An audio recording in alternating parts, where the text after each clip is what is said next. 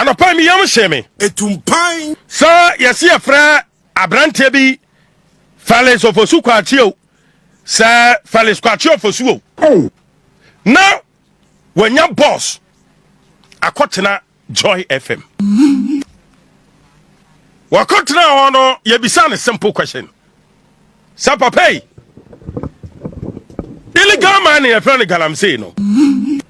And this yaban can say omuba monya microphone mami. Na boss who ha obad ye twedi ampon Yankopon basa ya domanim.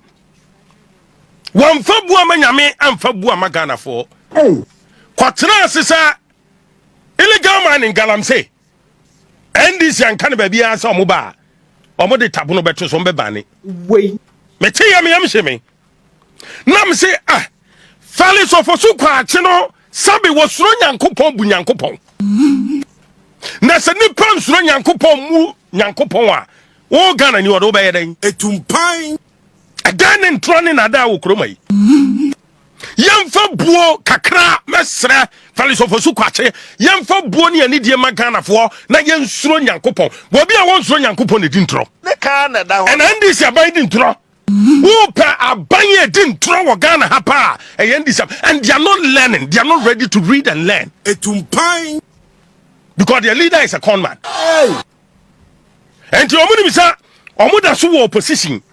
And to young Koswani and Intranche Ghana for. Ghana for Yetibon was for. Ghana for can read and understand. Etumpan. Wobia King Kabian what I see I would be Munimfaso. Etumpan. Timothy Amyamisheme. Etumpan. Namisi Dabi. Ebi a mo drafting NDC manifesto no na Felix Ofosu Kwakye yamfre no and ebi a mo drafting no wada ebi a no ne yire ne manom omo enjoy bi omo beach ne ka na da no mo bobo beach say anya o te ba ne bi enti bia wante ase wa hu manifesto no mo de bae me need time to waste NDC aban resetting Ghana omo de 120 days the aban ba wo be ye omo katre Ghana for omo tintim ye omo troye Etumpan. Enti Felix Ofosu Kwakye se woni ma one go back non go fa NDC manifesto no na first 120 days ejuma NDC aban ka so mba ya ma Ghana for no one kinkan Ye bomwa. Sunday space or the kinkan ira won ye beto bia ma no so kinkan na won tiase a one call Legon ne KN University ne schools no professors na nkyere na se Etumpan. point 19 die Omo manifesto no first 120 days point 19 Geniaka adi omo tro wo mu ni say illegal mining no e hadwen enti abane ba de abane ba nyina ne say what the tabono ban ebeto illegal mining so mining nkoso titu ni de koso wo ye forest areas enya de so mbeme na koso biu Etumpan. but yentie Felix Kwakye Ofosu Wako Joy na yemra sisi ankomo bebre ho numbers. Yes. Let's so the stability level. So the point is, I get, you see, you need to be able to show the physical activity of Galamsey taking place at a particular point to be able to move in. So the stability levels may be worrying, no doubt about it. And certainly, I don't want a situation where very close to the water source that I drink, there's some Galamsey taking place. That is being dealt with. The water quality will improve over time. But I'm saying that in terms of those who's worsening, no, but those whose activities are leading to these deterioration in stability levels are being checked. They are being held in check through the processes and systems that I have outlined. So it will take a bit of time to be able to win the war overall. Nobody is under any delusion. Of course, I've heard people see that in the past there were some members of the NDC who said, Galamsey could be won over in a week or a month or so. The president, George. Yes, but the president didn't give any such timeline. You see, yes, George is a prominent member of the NDC. He carries weight. What he says goes far, no doubt about it. But I think that, to be fair, if you want to assess a president, you take him by his own words, his own actions, the commitments that he made. President Mama did not give any timeline to ending Galamsey. Geniakasa. Meba John way Felix Kwakye Ofosu Wasema mpayin John Dramani Mahama ama timelines.